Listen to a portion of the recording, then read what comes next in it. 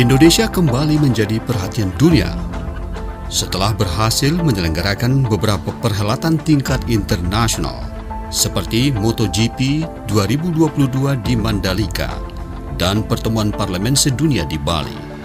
Menjelang akhir semester kedua tahun 2022, Indonesia kembali menjadi tuan rumah penyelenggaraan pertemuan tingkat dunia dengan fokus pengurangan risiko bencana atau Global Platform Disaster Risk Reduction GPDRR 2022 ke-7 yang berlangsung di Nusa Dua Bali pada 23 hingga 28 Mei 2022. Sebagai tuan rumah, pemerintah Indonesia tentu perlu memastikan bahwa semua persiapan, mulai dari proses registrasi, penerapan protokol kesehatan, serta keamanan sudah berjalan dengan baik.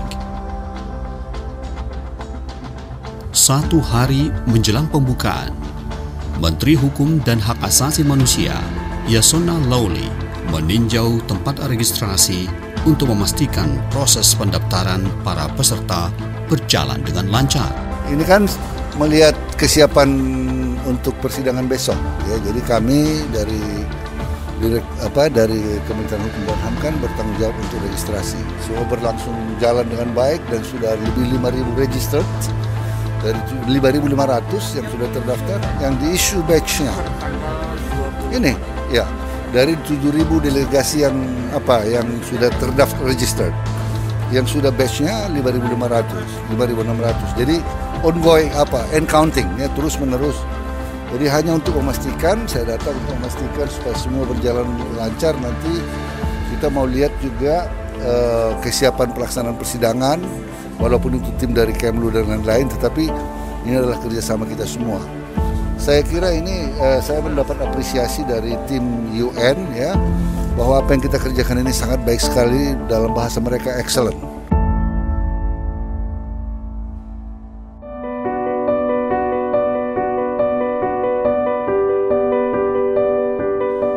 Ada sekitar 7.000 peserta yang mendaftar untuk pertemuan Global Platform Disaster Risk Reduction 2022 dan sekitar 5.000 orang diantaranya hadir secara fisik di Nusa Dua Bali. Untuk mengantisipasi kemungkinan penyebaran COVID-19, maka protokol kesehatan pun tetap dilaksanakan dengan ketat dengan melakukan swab PCR bagi semua peserta yang mengikuti perhelatan akbar ini, sebagaimana disampaikan Purity Michels, seorang jurnalis asal Kenya. Protokol kesehatan, saya kira mereka telah melakukan hal penting. Kami mengikuti tes COVID untuk setiap 48 jam. Jadi saya merasa pemerintah benar-benar ingin melindungi para delegasi selama di sini dan meyakinkan bahwa tidak ada satupun yang terinfeksi virus yang mengikuti pertemuan. Jadi ini juga melindungi peserta lain karena COVID menyebar melalui droplets. Jadi penggunaan masker menjadi perhatian penting sebagaimana Anda melihat saya menggunakan masker. Jadi saya sebagai orang yang mengikuti pertemuan merasa aman. Saya kira pemerintah telah melakukan hal yang baik terkait protokol COVID.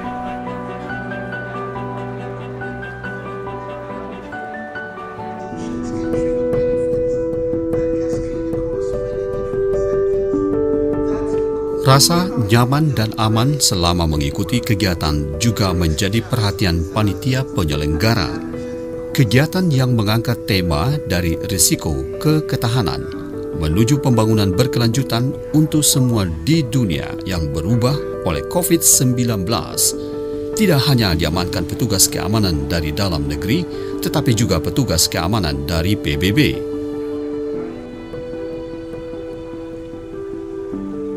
Lantas, seperti apa sistem pengamanan yang dijalankan Kepolisian Republik Indonesia? Kepolisian menurunkan lebih dari 2.000 personil untuk memberikan rasa aman dan nyaman kepada semua peserta pertemuan, seperti yang disampaikan Komisaris Besar Polisi Karo Ops Polda Bali, Firman Nainggolan. Berkaitan dengan penyelenggaraan GPDR ke-7 tahun 2002 di Bali, Polda Bali memberlakukan Operasi Puri Agung 5 2022 di dalam rangka pengamanan rangkaian GPDRR sampai dengan tanggal 27. Kegiatan ini dilaksanakan tanggal 23 sampai tanggal 27 Mei. Namun Polda Bali sudah memberlakukan pengamanan dari sejak tanggal 20 sampai dengan tanggal 29. Maksudnya adalah untuk mengamankan sejak kedatangan delegasi yang berdatangan mulai tanggal 20. Kemudian yang kedua, setelah selesai kegiatan GPDRR, para delegasi akan pulang diperkirakan tanggal 28-29. Kami mengamankan GPDRR ini mulai dari sejak kedatangan delegasi, pada saat kegiatan sampai dengan seluruh delegasi pulang ke negaranya masing-masing. Kemudian berikutnya, dalam mengamankan kegiatan ini, karena pesertanya cukup banyak, per hari ini saja delegasi yang hadir dari 197 negara itu 5.233 delegasi.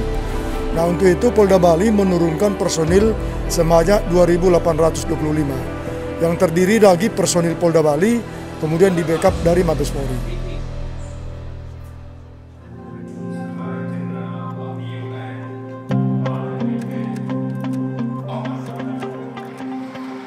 Pada tanggal 25 Mei, Presiden Joko Widodo bersama Deputi Sekretari Jenderal dan perwakilan delegasi membunyikan kul-kul atau kentongan Bali sebagai tanda secara resmi dibukanya ajang pertemuan yang diselenggarakan oleh PBB untuk meninjau kemajuan, berbagi pengetahuan, dan mendiskusikan perkembangan terbaru dalam upaya pengurangan risiko bencana. 3, 2, 1.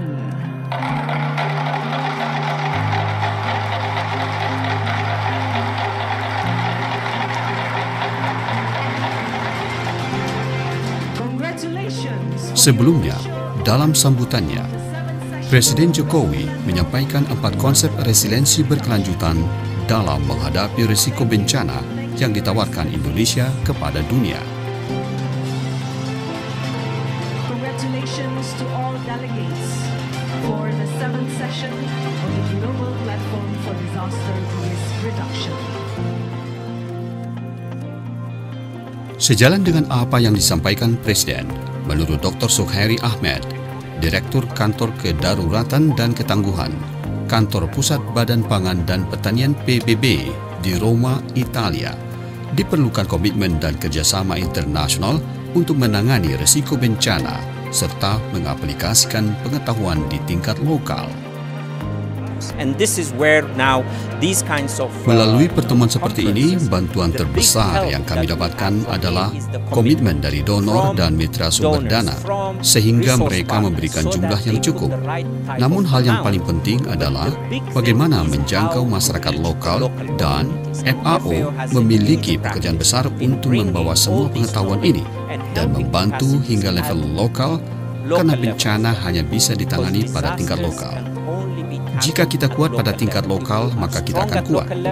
Untuk itu, pemerintah seharusnya menyampaikan pengetahuan itu, sistem informasi, sistem peringatan dini ke masyarakat lokal. Jika hal itu berjalan, maka kita akan mencapai masyarakat yang tangguh, sistem ketahanan pangan.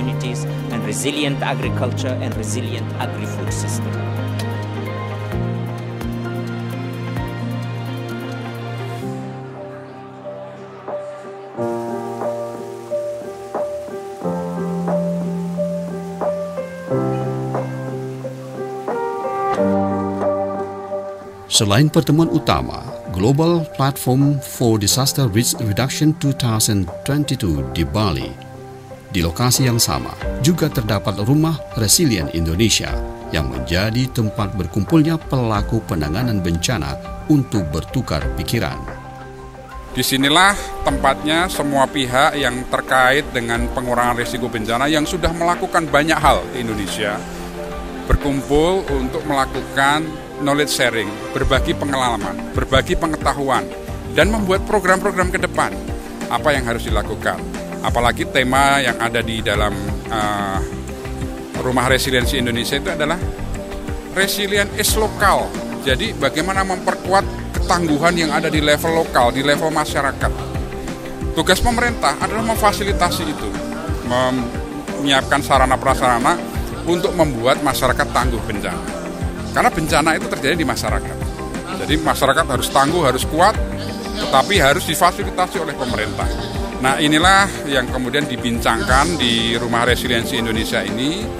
Ada 99 pembicara dengan tema-tema yang berbeda dalam waktu 6 hari, mulai tanggal 23 sampai dengan tanggal 27 Mei. Seperti yang disampaikan Dr. Sukri Ahmad sebelumnya, pengurangan risiko bencana harus melibatkan semua pihak, mulai dari tingkat negara hingga masyarakat. Lalu seperti apa Rumah Resilient Indonesia menjadi wadah untuk berbagi pengetahuan dengan mengangkat kearifan lokal? Ya, kita bisa melihat ya, hari ini tema Rumah Resiliensi Indonesia yang kita buat adalah dengan menggunakan konsep rumah Bali. Ya. Kita tahu rumah Bali itu bukan rumah yang utuh satu persatu begitu. Kita lihat ada beberapa bangunan yang terpisah. Ya. Ini juga melambangkan satu ketangguhan bagi kita. Bagaimana rumah-rumah ini dibangun dengan material lokal seperti bambu, kayu, dan sebagainya. Dan bentuknya adalah kebanyakan adalah bentuk-bentuk yang tahan terhadap gempa. Kemudian tempatnya berbeda-beda untuk menunjukkan kalau satu ada ambruk karena bencana, yang lain masih bisa berdiri, yang bisa menampung hal yang lain. Dan itu bentuknya lain-lain. Jadi di dalam rumah Bali itu kita bisa melihat salah satu wisdom yang kita miliki untuk bagaimana sebenarnya keluarga tangguh bencana itu representasinya bisa dilihat dari bentuk-bentuk rumah yang seperti ini.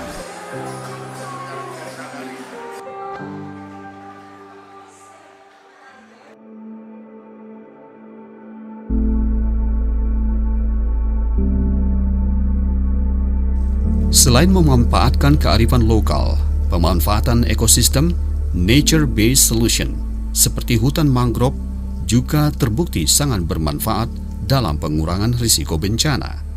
Saat ada bencana tsunami yang menimpa Indonesia, khususnya yang ada di Aceh, tentu dampaknya juga sampai ke sini.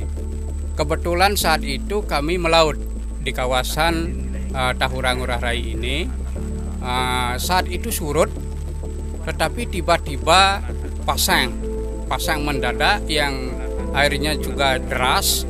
Nah, itu bukti nyata saya lihat waktu itu air sampai setinggi pohon bako yang ada di kawasan mangrove ini, tetapi tidak sampai tembus ke daratan. Itu kira-kira berapa meter, Pak? Kurang lebih ada sekitar 4 meteran. Itu kami juga kaget saat itu. Alhamdulillah, syukur puji Tuhan kami sampaikan bencana itu tidak sampai membahayakan masyarakat yang di daratan, khususnya di Bali saat itu. Kami melihatnya di sanalah fungsi luar biasa daripada hutan mangrove itu sebagai benteng dan juga penjaga garis pantai daripada pulau yang kita miliki. Seorang peneliti mangrove dari Badan Riset dan Inovasi Nasional, BRIN, Gusti Ayu Ketut Surtiati, juga menegaskan manfaat hutan mangrove sebagai sabuk pelindung bagi daratan.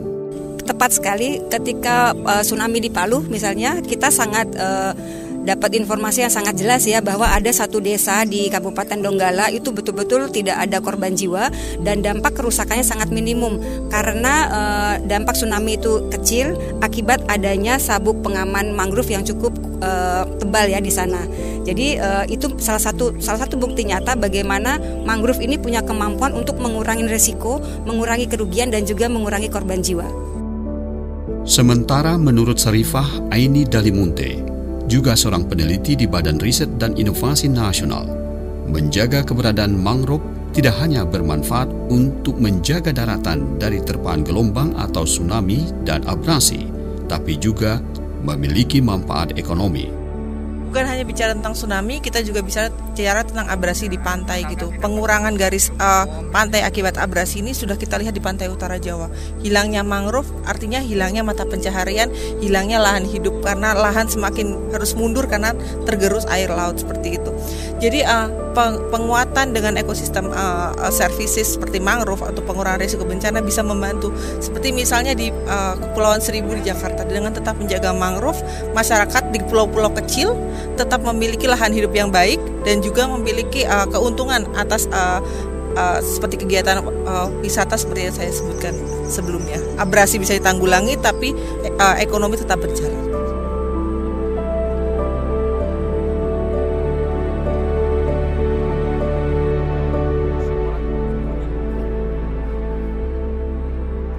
Penyebaran informasi terkait pengurangan risiko bencana tentu tidak terlepas dari peran media.